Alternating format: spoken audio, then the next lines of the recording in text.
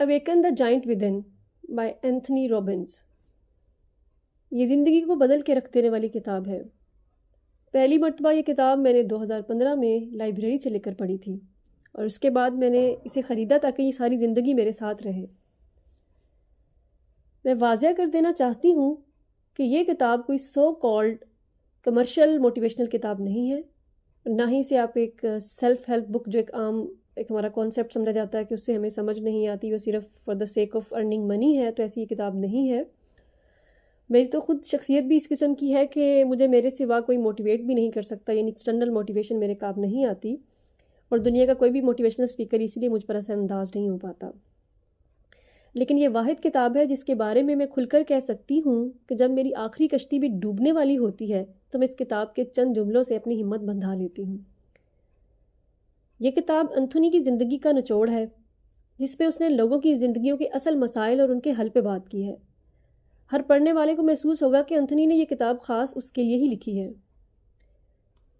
یہ کتاب جو ہے وہ 4 ابواب یعنی 4 چیپٹرز پر مشتمل ہے. میں ایک چیپٹر کا جو ریویو ہے وہ آپ کے ساتھ پیش کروں گی آپ کے سامنے. Unleash your power. اس باب میں وہ ان تمام لوگوں سے مخاطب ہوتا ہے جو خواب رکھتے ہیں. اس کا ایک ایک موضوع اپنے آپ میں اتنی وسعت رکھتا ہے کہ اسے الگ سے ایک کتاب کا درجہ دے دیا جائے. وہ اس میں نہ صرف موٹیویشنل باتیں کرتا ہے بلکہ وہ چیلنج دیتا ہے، ہر عمل کے لیے راستے کے بارے میں آگاہی دیتا ہے، ہر قدم کے بارے میں بتاتا ہے.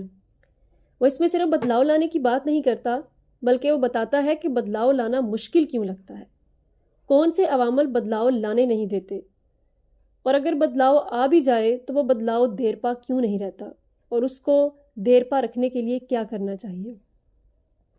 وہ حقیقت کے قریب تر رہ کر ہماری زندگیوں میں چھائے اندھیروں میں اجالا کرنا چاہتا ہے. اسی چیپٹر میں ایک دلچسپ بات بتاتا ہے کہ آپ جن سوالوں کا جواب ڈھونڈ رہے ہیں در حقیقت وہی سوال تو جواب ہیں. اس کے علاوہ اس باب میں وہ نیورولوجک کنڈیشننگ کے بارے میں بتاتا ہے جو ہماری نفسیاتی اور جسمانی ہم آہنگی پیدا کر کے ہماری شخصیت کو جو ہے وہ پر اثر بنانے کی بات کرتا ہے. اگر آپ نے یہ کتاب نہیں پڑھنی تو کم از کم اس کا آخری موضوع دا 10 Days of Mental Challenge ضرور پڑھیں. اس میں آپ کے انوکھی مگر بہت ہی فہم اور دلچسپ ٹرم بھی ملے گی مینٹل ڈائٹ کے نام سے، اور یقیناً آپ اس ٹرم سے محظوظ ہوئے بغیر نہیں رہ سکتے. تو دوسرا چیپٹر ہے taking control your master system. اس باب میں تو وہ آپ کی زندگی گاڑی کی چابی آپ کے ہاتھ میں تھما دیتا ہے. اس میں وہ آپ کے اندر سوئی ہوئی قوتوں کو جگا دیتا ہے. آپ کتنے ڈھیٹ کیوں نہ ہوں، یہ باب پڑھ کر آپ پگھل جاتے ہیں. انتھونی آپ کو اپنا بیسٹ فرینڈ لگنے لگ جاتا ہے. وہ گنے چنے کامیاب لوگوں کی رٹی رٹائی کہانیاں آپ کو نہیں سناتا. اس کی اس کتاب کا موضوع صرف اور صرف آپ ہی ہوتے ہیں. وہ دکھاتا ہے کہ آپ کائنات کی کتنی بڑی قوت ہے. وہ آپ کی زندگی کی ویلیوز، ایموشنل اور مینٹل جو آپ کی سٹیٹس ہیں اس پر بات کرتا ہے. وہ ڈائیگرام کی مدد سے سمجھاتا ہے. وہ بتاتا ہے کہ اگر آپ خوش نہیں ہیں، اگر آپ کی زندگی درد سے بھری ہوئی ہے تو ایسا کیوں ہے، آپ کی ایموشنل آپ کی زندگی کے ساتھ ایسا کیا ہوتا ہے، اور اگر آپ کی زندگی خوشی سے بھری ہے تو پھر کیا ہوتا ہے. تو آپ پر کچھ بھی مسلط نہیں کرتا، بس حقیقت کے پردے چاک کر کے آپ کے سامنے رکھ دیتا ہے. وہ ایک ماسٹر سسٹم NAC کا متعارف کراتا ہے. اس باب میں وہ نفسیات کو اس قابل بنا سکتا ہے کہ آپ خود میں اپنی زندگی میں بدلاؤ لا سکیں، اور اس باب میں آپ سے ٹیسٹ بھی لیتا ہے کہ آپ نے اب تک کیا سیکھا. مزید پڑھنے سے پہلے وہ آپ کے لیے چند سوالات بھی چھوڑتا ہے. اور اس کا چوتھا چیپٹر ہے دا 7 Days to Shape Your Life. اس باب میں وہ آپ کو 7 دن کا چیلنج دیتا ہے، ہر دن کے ساتھ ایک نیا چیلنج. جیسے ایک دن آپ کو اپنی جذباتی منزل کی کامیابی کا چیلنج دیتا ہے، ایک دن جسمانی منزل کا، ایک دن رشتوں میں کامیابی کا چیلنج، اور ایک دن فائنینشل منزل کا چیلنج. لیکن وہ راتوں رات امیر ہونے کی بات نہیں کرتا. ایک دن وہ آپ کو اپنی قائم کی ہوئی شرائط پہ مستحکم رہنے کا چیلنج دیتا ہے، اور ایک دن آپ کو آپ کے وقت اور زندگی کا سلطان بننے کا چیلنج دیتا ہے، اور ایک دن آرام کرنے کا اور کھیلنے کا چیلنج دیتا ہے.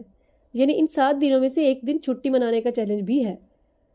اور ان 7 دنوں میں وہ آپ کو 7 اسائنمنٹس بھی دیتا ہے، اور وہ اسائنمنٹس اتنی دلچسپ ہیں کہ آپ کہیں کہ ایسی اسائنمنٹس روز ملا کریں. آپ اس کے ساتھ اتنے obsessed ہو جائیں گے کہ پھر آپ انتھونی کی زندگی کے بارے میں بھی سب کچھ جاننا چاہیں گے اور ان سے رابطہ کرنے کے لیے ہر ممکن کوشش کریں گے. اور اسی سلسلے میں میرا 2015 میں ان کی آرگنائزیشن سے رابطہ بھی ہو گیا تھا، اور میں نے شکریہ خط بھجوایا تھا. اور اگر آپ اس کتاب کو پڑھیں گے تو آپ بھی ایسی ہی پریکٹس ضرور کریں گے. جی تو اس کا جو چوتھا وہ جو ہے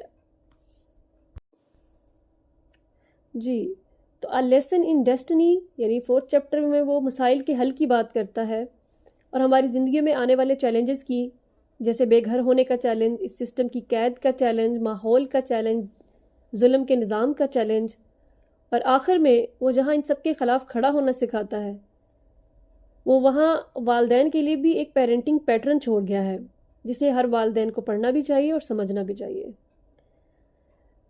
اور یہ کتاب ایک بیسٹ سیلر جو ہے وہ ایک کتاب رہی ہے، اور یہ واقعی اس قابل ہے، اور اس کتاب کو مختلف زبانوں میں بھی شائع ہونا چاہیے۔ یہ کتاب ہر اس شخص کے لیے ہے جس کی زندگی کے کسی نہ کسی پہلو میں توازن نہیں ہے، بیلنس نہیں ہے۔ میں آپ کو یہ کتاب ہائیلی ریکمینڈ کروں گی کہ آپ اس کو پڑھیں اور اسے خریدیں اور ہمیشہ اپنے پاس رکھیں۔